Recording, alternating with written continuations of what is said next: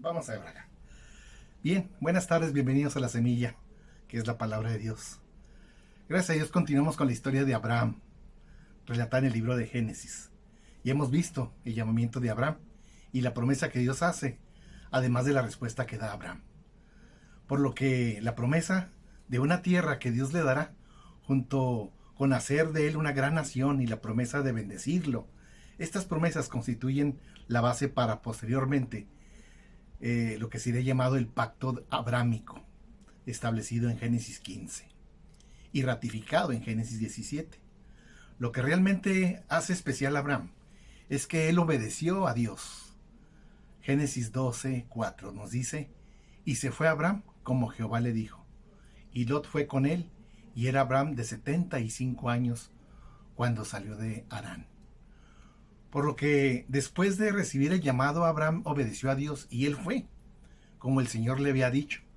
El autor de Hebreos usa varias veces el ejemplo de Abraham y se refiere en especial a este sorprendente hecho.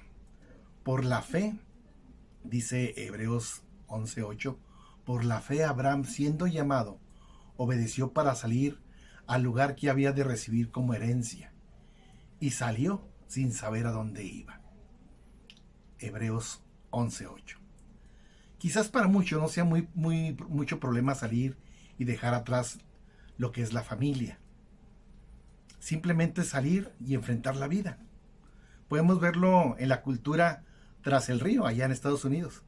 Llega a la universidad, los muchachos tienen que irse del hogar y en algunos casos los echan. Pero es parte de la cultura anglosajona. No así en México, al menos no tan acentuado. Pero en el contexto de Abraham, el sentido de familia era muy arraigado.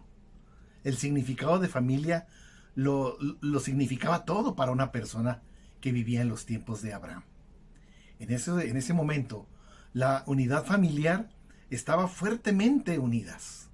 Era inusual que los miembros de la familia vivieran a cientos de miles de kilómetros de distancia el uno del otro.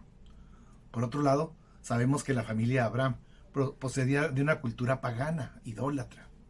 Por lo que Abraham sabía la diferencia del Dios verdadero, por lo que reconoció el llamado del Señor y lo obedeció voluntariamente, sin dudar. Pero Abraham era un hombre al igual que nosotros. Como ya mencionamos, tuvo momentos de fracasos y de pecado, como nos pasa a todos. Y la Biblia no duda en mencionarlos.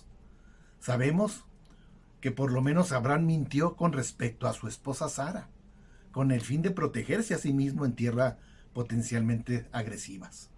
Podemos verlo en estas dos ocasiones, una en Génesis 12, versículo 10 al 12, y otra en Génesis 18, versículos 1 al 18. En ambos incidentes, Dios protege y bendice a Abraham a pesar de su falta de fe y desobediencia. También sabemos que la frustración de no tener un hijo desgastó a Abraham y a Sara, por lo que Sara le sugirió que tuviera un hijo con su sierva Agar, que lo tuviera a nombre de ella, ¿verdad? Génesis 16, del 1 al 15 nos cuenta esto.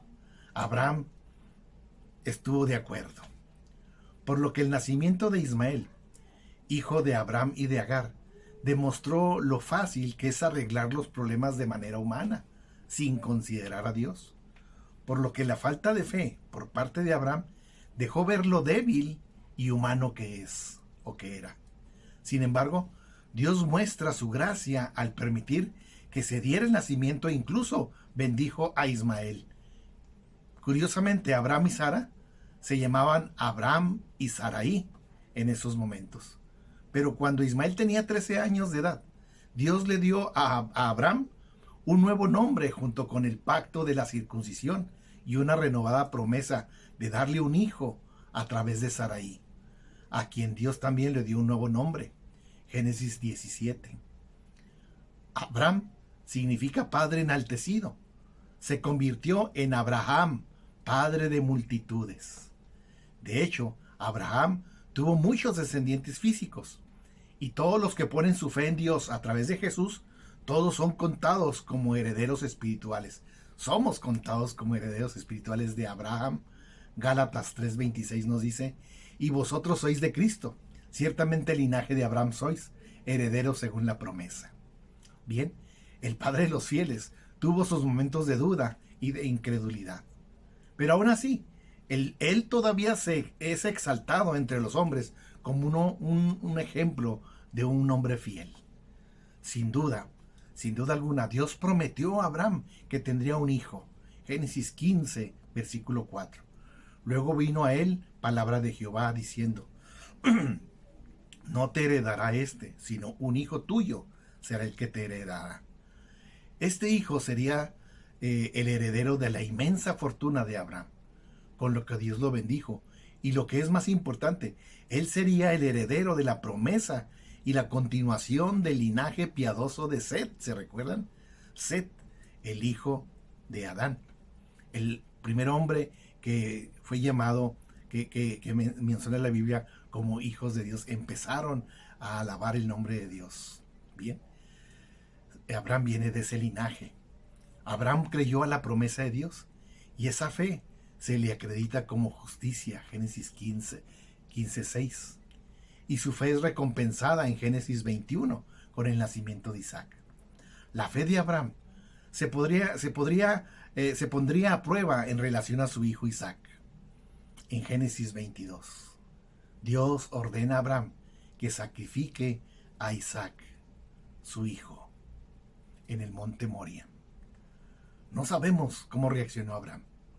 En su interior, en ese momento, ha de haber sido terrible que después de tanto esperar, tantos años de esperar ese hijo prometido, sea sometido a tal sacrificio.